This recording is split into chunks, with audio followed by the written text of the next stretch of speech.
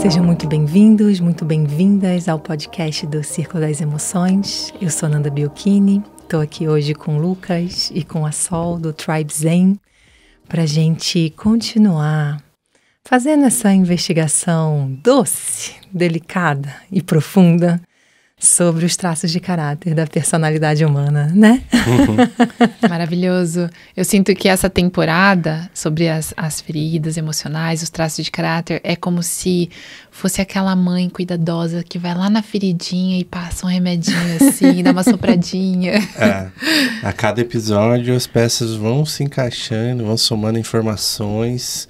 Então, se você não escutou todos os episódios dessa temporada e os anteriores, também recomendo demais para fazer essa construção que está acontecendo já na minha mente. Imagino que muita gente está sentindo isso também. Maravilhoso, né? A gente sempre tem esse cuidado aqui para fazer um desenho de jornada, para que um episódio vá encadeando com o outro e te ampliando a visão e o entendimento, né? Isso. E é isso, Sol. Mesmo quando a gente dá um tapinha, eu costumo dizer que é a tapinha de amor, né? Com delicadeza, com bondade, porque muitas vezes a gente precisa também dessa firmeza amorosa. Ai, para entrar no prumo, assim, ó, de volta para a vida. Sim. Então, bora lá. A gente passou pelas 5 feridas emocionais e nesses próximos 2 episódios a gente vai fazer um resumo, né? Então, no episódio de hoje a gente vai fazer um resumo dessas feridas, associando as emoções de cada um e aos arquétipos que na vida adulta as pessoas acabam ocupando com base em cada uma dessas feridas, né? Vou tentar, assim, ser de maneira bem resumida para dar tempo da gente percorrer todos, né? Então, a gente começou falando da ferida da rejeição e a emoção associada aqui, a emoção primordial de todo ser humano, que é o medo e o medo de morrer, porque a ferida da rejeição, ela começa no útero. E ali você é completamente vulnerável e dependente. Então, a gente passou para a ferida do abandono, que vimos que está muito associada à emoção da tristeza, a essa melancolia, esse traço depressivo e que muitas vezes tem uma depressivo compulsivo, né? Essa estratégia dos vícios, da comida, inclusive, como uma tentativa de saciar um buraco de um vazio existencial que fica aqui no peito. Passamos pela ferida da manipulação, com o traço de caráter do articulador, e também a ferida da humilhação, com o traço de caráter do masoquista, em que há muito das emoções do orgulho e da vergonha. Eu vejo o articulador bem posicionado na ferida do orgulho, na emoção do orgulho, desculpa. E o masoquista na emoção da vergonha, lidando com essa questão do erro. Eu sou um erro, eu não posso errar, e aí eu me calo, eu não me exponho para não sofrer a dor da humilhação novamente. E no último episódio falamos da ferida da traição, o traço de caráter da rigidez, que, como vimos, vai estar bem associado à emoção da raiva. Porque tem controle, tem excesso de doação, excesso de fazer pelo outro para tentar receber dentro dessa relação, e muitas vezes isso tira a dignidade do outro, essa outra pessoa vai embora e a emoção que fica é de raiva, é de injustiça e de traição. Então, olhando para isso com muito carinho, vamos ver os arquétipos, né? E como é que isso impacta a nossa vida, os arquétipos associados a cada um deles. Na maior parte das vezes, quando a gente está falando do traço de caráter rígido, o arquétipo associado aqui é do salvador ou da salvadora. Como a gente começou a falar no episódio passado, né? E o salvador ou a salvadora é aquele assim, deixa que eu faço para você. Pode deixar que eu resolvo. Eu cuido disso para você, não se preocupa. E eu vou fazer mais do que você precisa e está me pedindo. Então, ele se move por resolver as questões do outro. Ele se relaciona salvando. Essa pessoa está em busca de quê? reconhecimento. Reconhecimento. Pertencimento também, talvez, né? A mais forte aqui é reconhecimento. E ela faz para receber o reconhecimento, porque ela não se sente digna e merecedora de receber amor pelo que ela é. Então tem uma dinâmica de excesso de doação que rompe a lei sistêmica do equilíbrio entre o dar e receber. Total. E essa pessoa, ela se posiciona como, muitas vezes, um profissional de ajuda, que vai resolver a vida dos outros, que vai ajudar, e o terapeuta, super-herói. Mas, no fundo, ela está olhando a vida dela de fora. Ela é movida por expectativas, ela é uma espectadora da própria vida. No fundo, como a gente viu que tem muito perfeccionismo, ela está olhando para o seu eu ideal. E o ideal é muito prejudicial, porque enquanto você está buscando o ideal, você está deixando de viver o seu eu real. Ela está perdendo quem ela é a cada momento. Sim. Sempre na busca, né? Sempre na busca. Fora da presença do agora. Se a gente manifesta o que a gente pensa, então se eu tô sempre buscando esse eu ideal, eu vou manifestar cada vez mais essa busca, né? Exatamente. E você está perdendo o amor real, a sua personalidade real do que você é agora, o seu pai real, a sua mãe real, seu companheiro, sua companheira real. Então percebam que é muito forte, você está vendo a sua vida de fora. Essa pessoa precisa entrar, como se a alma de fato acoplasse. E aí tem o grande desafio de, no meio dessa rigidez, flexibilizar, para poder abrir esse coração e conseguir sentir. Essas pessoas muitas vezes vão falar assim, eu não consigo sentir. Porque tem um paredão, tem um bloco aqui, rígido, duro, impedindo de entrar em contato com as emoções consideradas desagradáveis.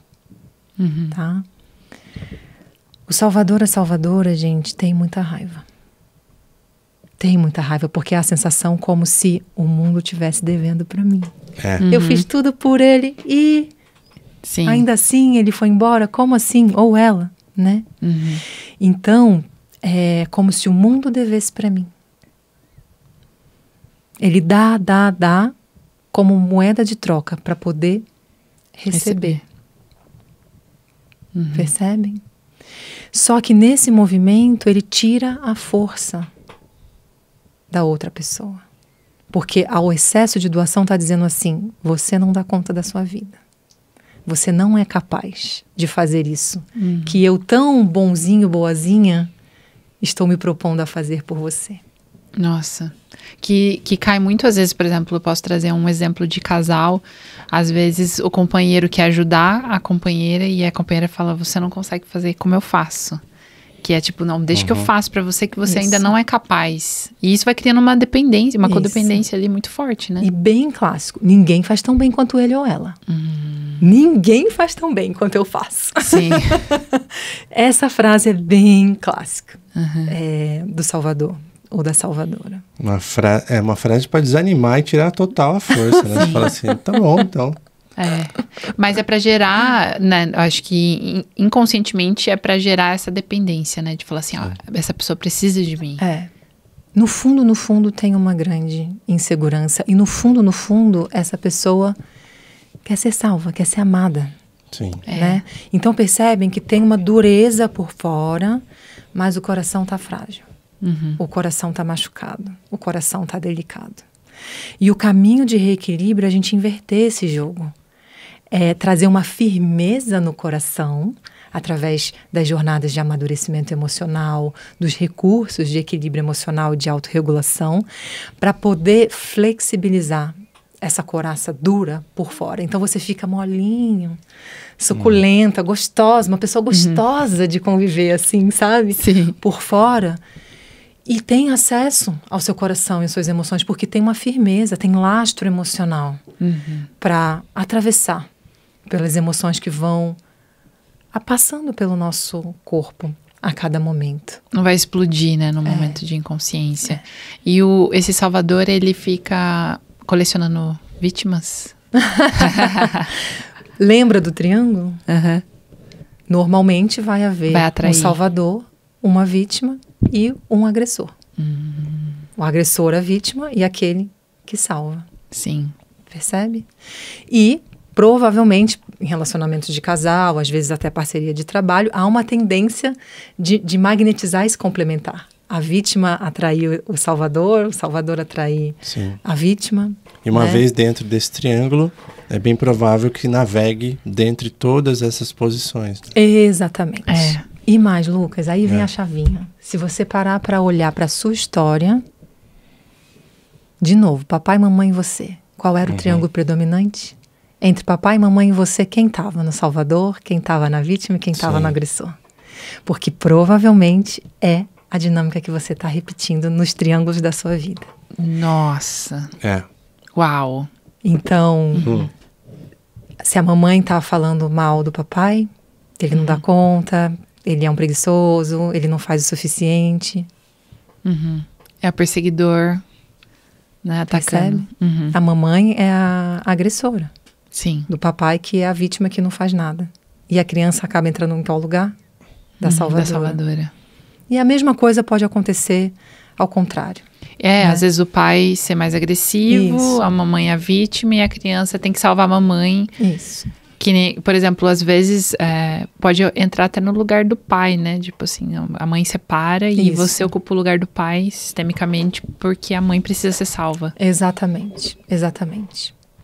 Então, esse homem ou essa mulher na vida adulta, eles vão doar, eles vão ter dificuldade por cobrar pelo seu trabalho, sabe? Eles vão fazer muitos movimentos gratuitos, porque no fundo, eles estão em busca de reconhecimento. Até no trabalho, eles estão buscando o reconhecimento do papai ou da mamãe através do seu cliente. Essa pessoa tem desafio para fazer dinheiro na vida dela. Talvez ela faça o dinheiro para sobrevivência, mas realmente alcançar o máximo potencial dela é desafiador. E aí, Sol, você falou, né? A ausência do pai. A gente tinha falado no episódio anterior da filhinha do papai e da filhinha sem o papai. A filhinha sem o papai, por alguma circunstância da vida, esse pai não pôde ficar presente. Ou ele fez a passagem, ou houve uma separação, ou ele tinha algum vício, ou ele até estava ali no casamento, mas não tinha uma presença nessa relação. E aí, a menina vai idealizar, porque não teve essa presença. Ela idealiza o masculino, que não foi presente. E ela acaba ocupando o lugar do masculino na vida da mãe. Nossa. Que E aí forma a dupla com a mãe, o casamento com a mãe. Mas o que eu quero que vocês entendam que a consequência é a mesma da filhinha do papai.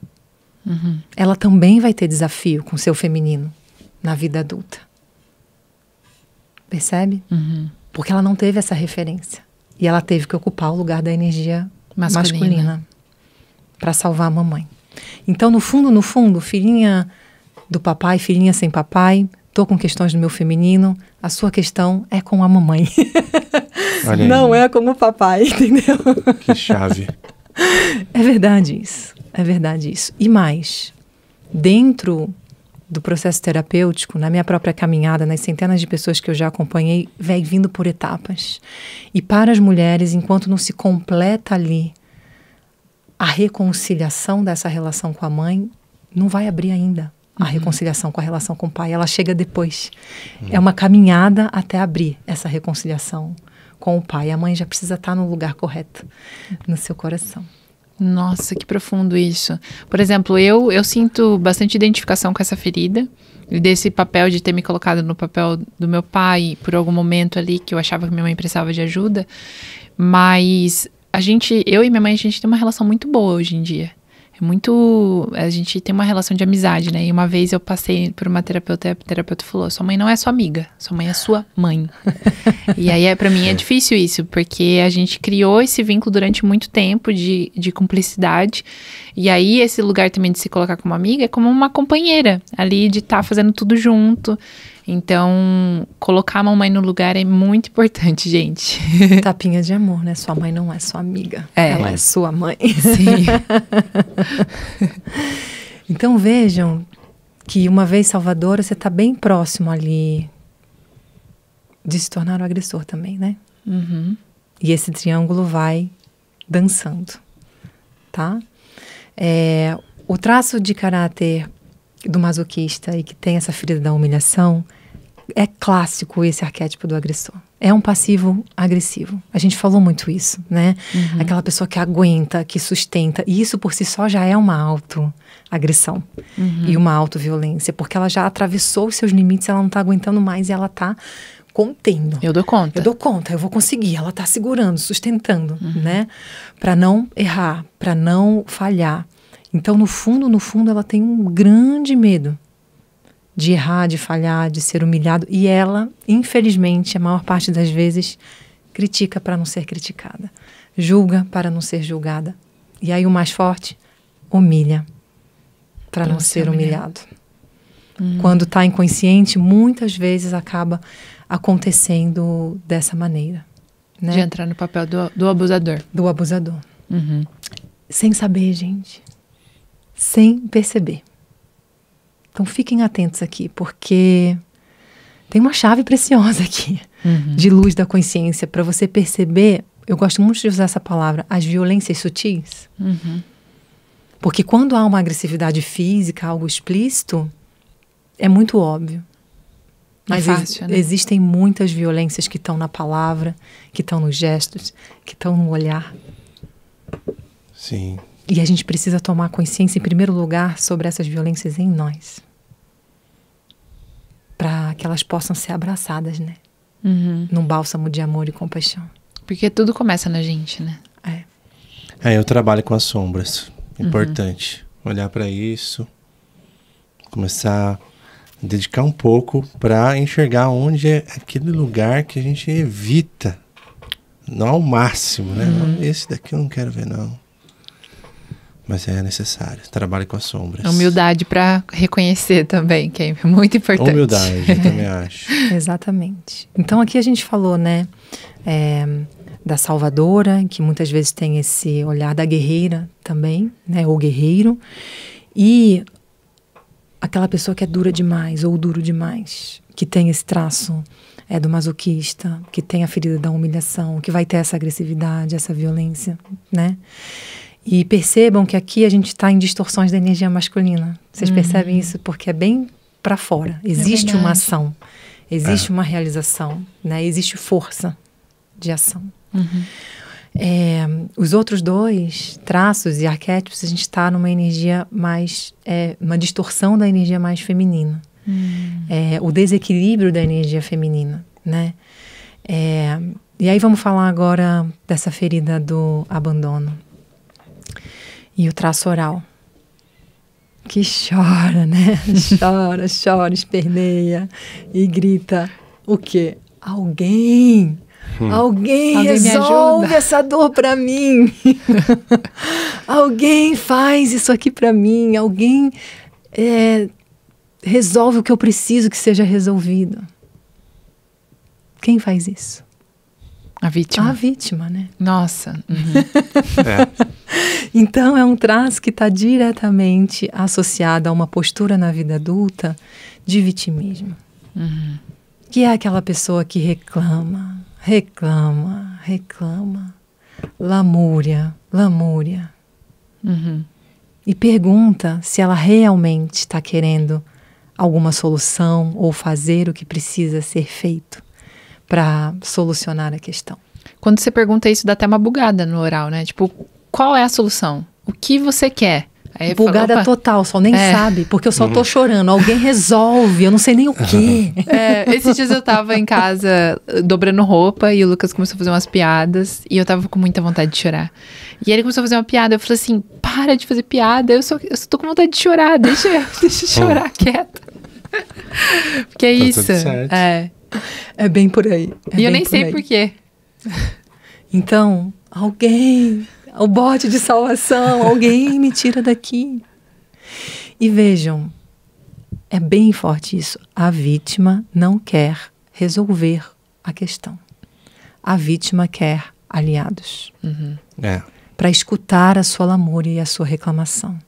Porque existe uma dor aí que está lá na origem da memória do abandono, de que essa criança não foi escutada. E ainda sinto que muitas vezes quer criar o conflito, quer criar o inimigo, esse outro arquétipo, para que ela entre nesse papel. É A verdade. vítima, para fortalecer o papel da vítima. Fica Faz procurando um sentido. perseguidor. O modelo mental construindo perseguidores, agressores, né? Exato. Para ela Isso é- poder ser a coitada.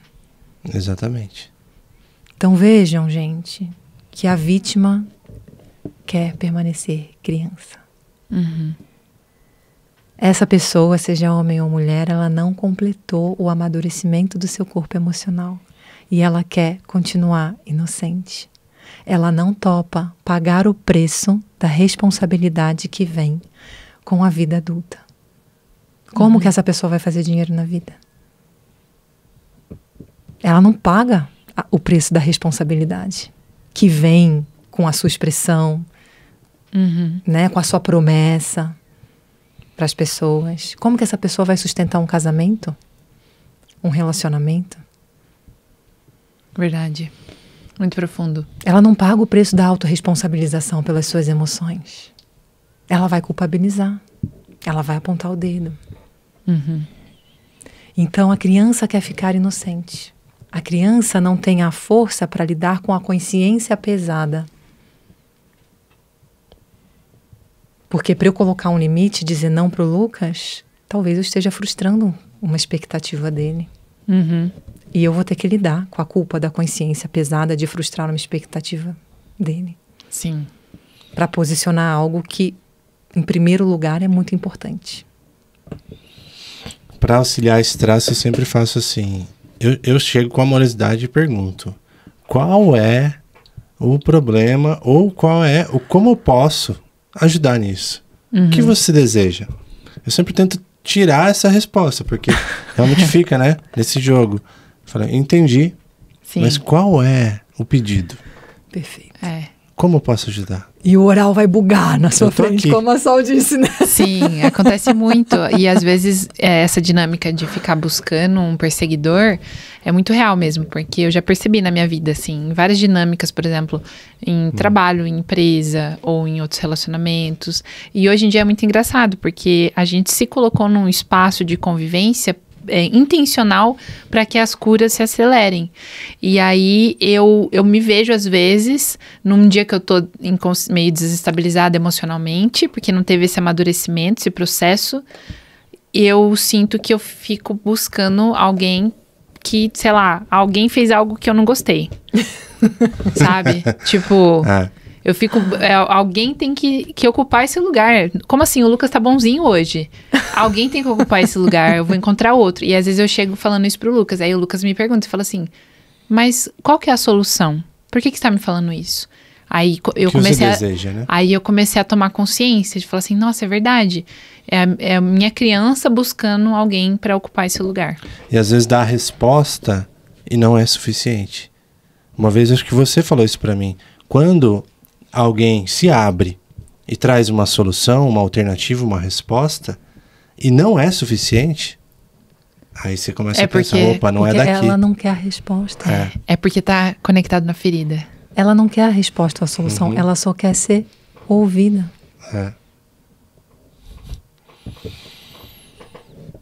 Mas veja, a vida precisa andar, gente. Você veio aqui para expressar, você veio aqui para criar, você veio aqui para realizar a sua missão. A vítima fica vivendo uma eterna espera. Eu estou esperando o sócio que vai resolver essa questão. Eu estou esperando o casamento, ou depois eu estou esperando o filho. Ou eu estou esperando a minha mãe mudar. Porque aí quando a minha mãe mudar, aí vai resolver todas as minhas questões. Ou o meu pai. Fica sempre projetando lá na frente, né? É uma eterna espera. Então, o grande convite aqui de joga a luz da consciência sobre isso com muito amor. Com muito amor. Como se você abraçasse essa dor. E escolhe, determina sair desse lugar. Você não é uma vítima da tua história. Você não é uma vítima da vida. Você é protagonista. E aí vem aquilo que a gente estava falando, que há uma parte desses traços de caráter que estão enraizados no nosso corpo e a gente tem que trabalhar um nível de aceitação. E direcionar o foco da nossa energia para o lado luminoso que essa memória de dor e esse traço de caráter nos trouxe. Mas existe uma parcela que pode ser transformada. E tomar a decisão de ser protagonista na sua vida é assumir a responsabilidade por essa transformação. E eu falava aqui para Sol que eu tenho, né, o ombrinho caído aqui, né? Essa coisa da dor da rejeição e do abandono que fecha. E que eu venho trabalhando no meu corpo essa elevação, essa abertura. Porque ao transformar o corpo, eu estou transformando a mente. Na hora que eu tenho firmeza e musculatura para sustentar essa abertura, na hora que eu tenho um bumbum mais firme, um pouco mais de perna, por mais que o traço de rigidez não seja tão elevado, eu sustento mais. Isso aumenta a minha potência. Isso aumenta o que eu consigo expressar de consciência divina através de mim, em benefício de todos os seres. Percebem? Maravilhoso. Então tem um movimento aqui que a gente pode trabalhar como terapias, vivências, retiros, as próprias medicinas, mas eu vejo necessidade de um acompanhamento um pouco mais continuado, né? Para que essas transformações possam ser corporificadas, integradas e as memórias que estão cristalizadas no corpo purificadas, né? Sim. Para você desatar o nó daquilo que está travando a tua vida hoje. E uma coisa que a gente bate muito na tecla aqui no Tribe Zen, que a gente sempre fala nos nossos episódios também do podcast, nos nossos conteúdos, que começa no corpo. Se a gente não olhar para essa quantidade de massa que tem aqui, que guarda tanta coisa, tem tantas chaves, não somente traumas, mas grandes tesouros, superpoderes, igual você sempre traz.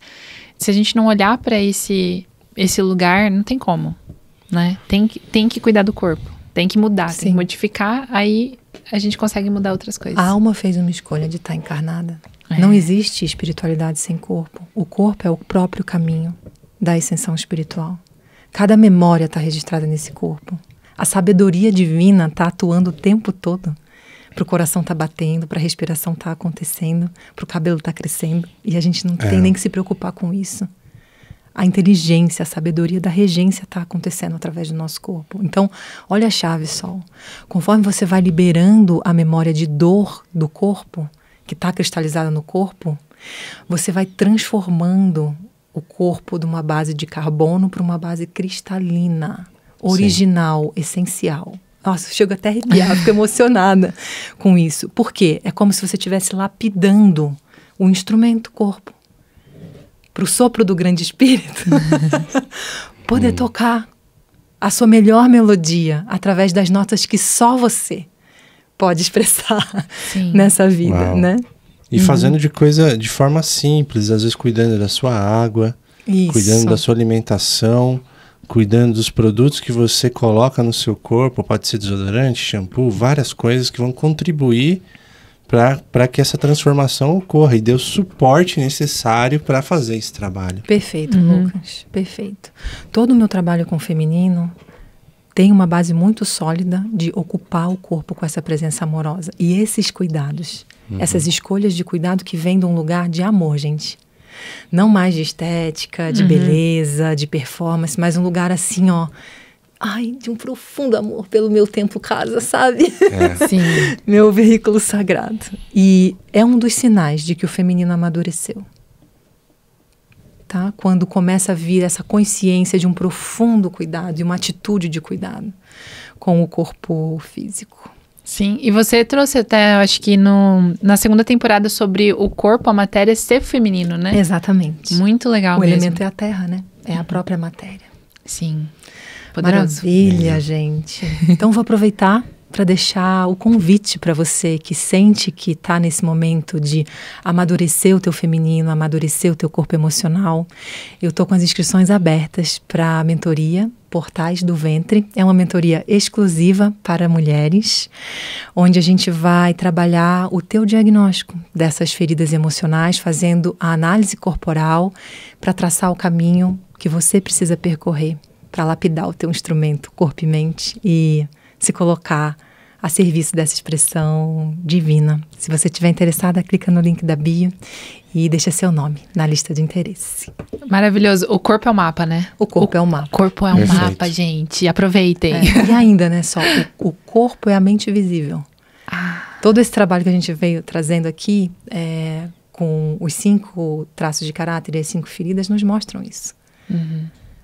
A forma como você pensa está descrita. Tá manifestada Na forma do seu corpo. Isso Sensacional. É fascinante. Muito legal. Então, aproveita, curte, comenta, compartilha, marca a gente, @NandaBielchini, @TribeZen, @Círculo das Emoções. E nos vemos no próximo episódio, o último dessa temporada. Ai, não! Vou ficar órfã de novo. Gratidão, pessoal. Tchau, tchau. Tchau, tchau.